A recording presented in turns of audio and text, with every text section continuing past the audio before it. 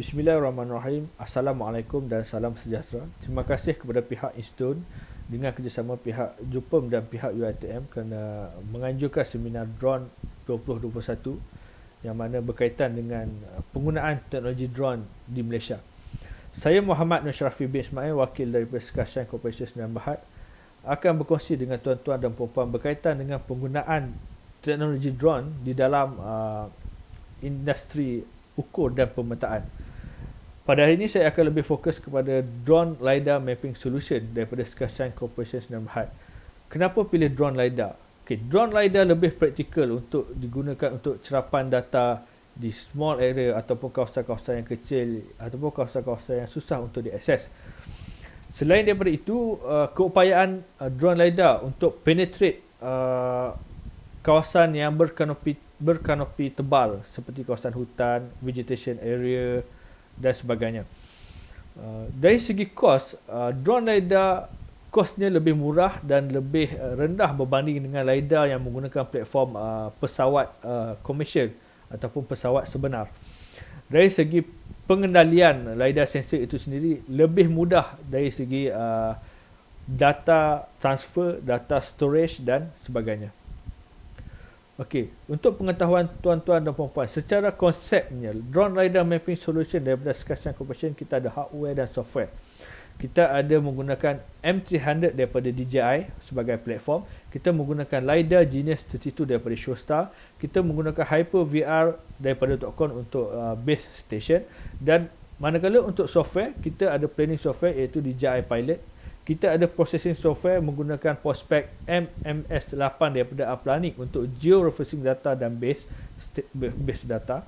Dan kita ada UI Arfan untuk produce point cloud daripada raw data. Dan kita ada software analysis iaitu Quick Train Modeler untuk lidar point cloud analysis dan Correlator 3D untuk aerial photogrammetry processing dan analysis.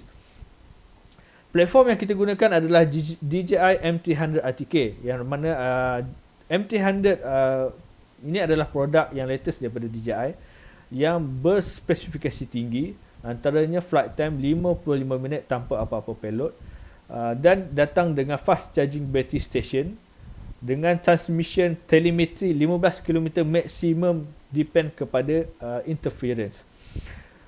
DJI M300 juga datang dengan 6 directional sensing dan positioning, maksudnya datang dengan sensor infrared sensor, kamera sensor dan juga sonar sensor, yang mana fungsi sensor-sensor ini adalah untuk safety semasa penerbangan. Selain itu, M300 juga datang dengan konsep dual IMU, dual barometer, dual RTK antenna, dual kompas dan dual intelligent battery untuk penerbangan yang lebih stable. Selain itu, DJI M300 juga dilengkapi dengan extra wide FPV camera, ADS-B receiver dan juga 3 propeller emergency landing. Okey, ini adalah berkaitan dengan lidar sensor Genius 32 daripada Showstar. Kita menggunakan lidar sensor Genius 32 daripada Showstar, dan ini adalah kelebihan-kelebihan yang ada terdapat di Genius 32 lidar sensor. Antaranya design yang boleh di-customize dengan different sensor seperti RGB kamera, multispectral ataupun hyperspectral ataupun sensor-sensor yang lain. Dengan fleksibel pengendalian lidar sensor Genius 32 dari segi data storage, data transfer dan sebagainya, lebih mudah dan praktikal. Genius 32 lidar sensor daripada Showstar juga dilengkapi dengan IMU sensor daripada Uplanic, iaitu company daripada Trimble. Dan IMU sensor from Uplanic ini fungsi untuk direct georeferencingkan data-data daripada lidar sensor itu sendiri. Lidar sensor Genius 32 yang bersaiz kecil dan juga ringan ini membuatkan lidar sensor ini boleh diguna pakai pada multi platform ataupun multi UAV platform, antaranya M300, M300 dan M210. Selain itu, Genius 32 juga boleh dipakai di kereta ataupun backpack untuk tujuan mobile mapping. Okey, ini adalah spesifikasi Genius 32. Tuan-tuan dan puan-puan boleh lihat di skrin. Genius 32 LiDAR sensor datang dengan IMU sensor Aplanix teknologi, full frequency 640 kHz ataupun 640,000 point per second, point density up to 200 point per meter square, camera integrate with 42 megapixel, relative accuracy 10 cm ke bawah, absolute horizontal accuracy 15 cm ke bawah. Genius 32 LiDAR sensor juga boleh digunakan pakai di multi platform UAV iaitu M300, M210, MC100. Maximum measurement range untuk LiDAR sensor Genius 32 adalah 250 meter. Echo number ataupun echo return adalah 2 returns. Scanner weight sahaja 738 gram. Vertical accuracy below 10 cm. So ini adalah Hyper VR based GPS equipment daripada Topcon yang digunakan untuk cerapan data base station. Prospect MS8 software daripada Aplanix digunakan untuk proses georeferencing data LiDAR dan juga gambar bersama dengan data daripada base station. UI Arfan software adalah digunakan untuk produce point cloud daripada raw data yang diserap menggunakan LiDAR sensor Genius 32.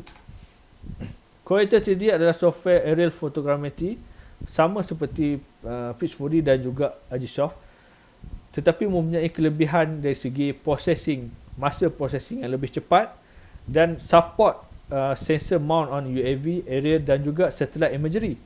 So itu adalah antara kelebihan Corelator 3D.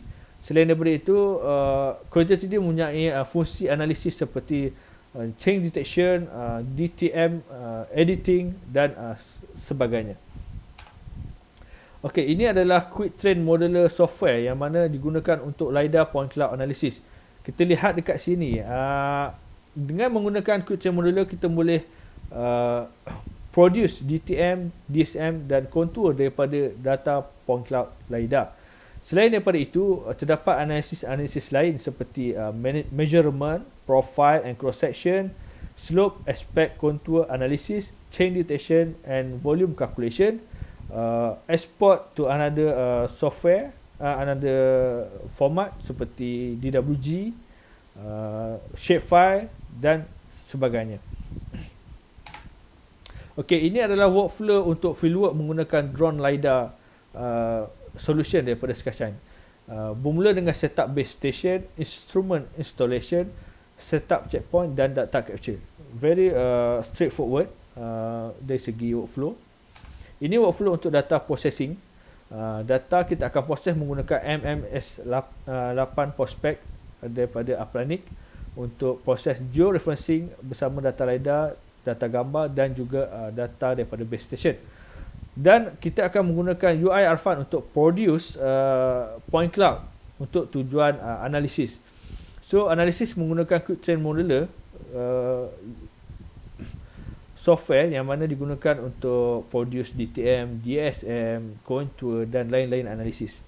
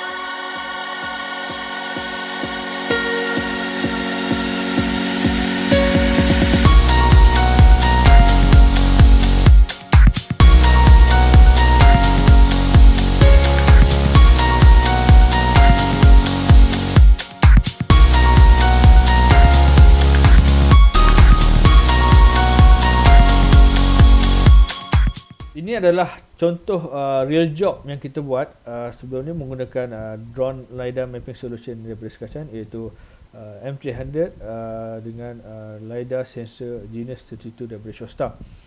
So ini contoh data daripada Jerantut yang mana kita buat di Jerantut, kawasan hutan, bukan kawasan sawit tapi kawasan hutan. So location di Jerantut. Ini adalah information untuk mission yang pada masa tersebut di Jerantut. Okay. So area cover lebih kurang 82 hektar. Density, ini yang saya nak highlight kat sini. Tuan-tuan dan puan-puan boleh tengok density untuk mission ini 100 point per meter square. So sangat banyak 100 point per meter square. Dan flying altitude masa ni kita fly 120 meter. Okay, so agak tinggi sebab ini kawasan hutan yang agak berbukit sikit lah. Okay, so ini contoh data yang telah kita proses. Ini adalah point cloud. Okay, point cloud dalam elevation color dan juga RGB color. RGB color ini kita dapat daripada ortofoto yang diproses menggunakan Corelator 3D. Okay, ini contoh point cloud. Ini adalah DSM. Semua data-data output ni telah diproses menggunakan software Quick Train Modeler. Okay. So tuan-tuan dan puan-puan boleh lihat DSM dia sangat cantik. Okay. Kita tengok. Ini adalah DTM yang mana kita dah buang semua feature-features yang berada di atas. Maksudnya seperti pokok, bangunan. So kita dapat DTM dia. So kita tengok DTM yang dihasilkan menggunakan software Quick Train Modeler sangat menarik dan cantik lah. Okay, kita boleh tengok accuracy nanti. Okay, ini adalah kontur yang kita produce menggunakan software Quick Train Modeler yang kita overlay dengan DTM dan kita export ke DWG. So boleh tengok kita buka dalam AutoCAD. So daripada data kontur ini ataupun data DTM kita boleh extract level untuk kita masukkan ke dalam AutoCAD dan untuk produce plan topo. So ini contoh point cloud class yang mana kita nak tunjuk walaupun kawasan itu adalah hutan tebal tapi kita still boleh dapat ground punya point. Yang hijau ini adalah ground point. Okay. Yang merah ini adalah kawasan feature-feature seperti pokok dan lain-lain lah.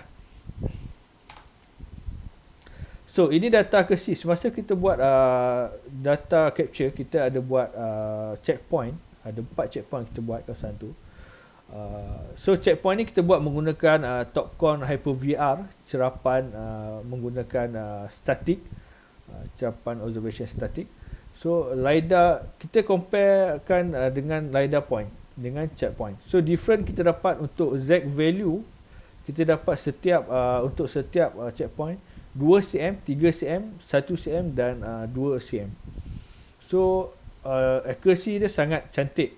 Sebab setiap data capture yang kita buat, kita akan buat checkpoint untuk kita check dia punya accuracy. So ini salah satu data yang kita buat R&D di ban pecah, yang mana R&D yang kita buat ini kita nak tengok di kawasan pesisir pantai. Okey, saya nak highlight kat sini, tuan-tuan boleh tengok density. Point density adalah 97 point per meter square. So agak banyak. Ini flying altitude 70 meter. Speed kita pakai 5 meter per second, agak laju. Okay, so kita menggunakan observation static PPK. Alright. So ini point cloud. Kita ada buat 2 mission sebenarnya pada di ban pecah ini. Kita buat satu mission pada waktu pagi dan satu mission pada waktu petang. Sebab kita nak data pada masa surut dan juga pada masa air pasang. So lidar point cloud masa low tide dan lidar point cloud during high tide. So ada perbezaan. Okay. So ini DSM semasa low tide dan juga high tide. Kita boleh tengok dia punya berbeza. Ini DTM masa low tide. Boleh tengok kita dah buang semua pokok-pokok, kita dapat dia punya DTM. Tapi DTM hanya untuk kawasan yang darat. Untuk kawasan air kita tidak boleh pakai DTM dia. Okay, ini adalah DTM masa high tide. So ini kontur. Okey, kontur. Okey, ini adalah checkpoint data accuracy.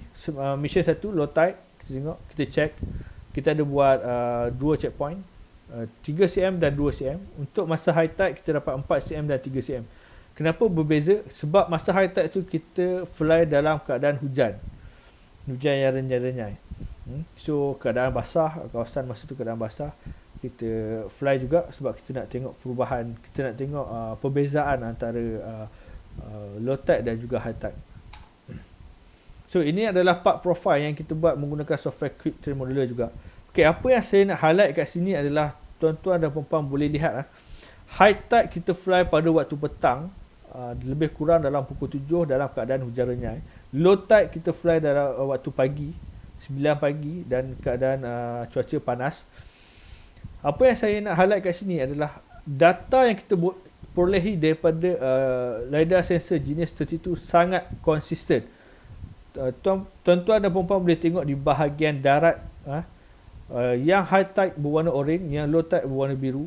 Di bahagian darat data dia sangat konsisten walaupun kita mission di waktu yang berbeza dan base station yang berbeza.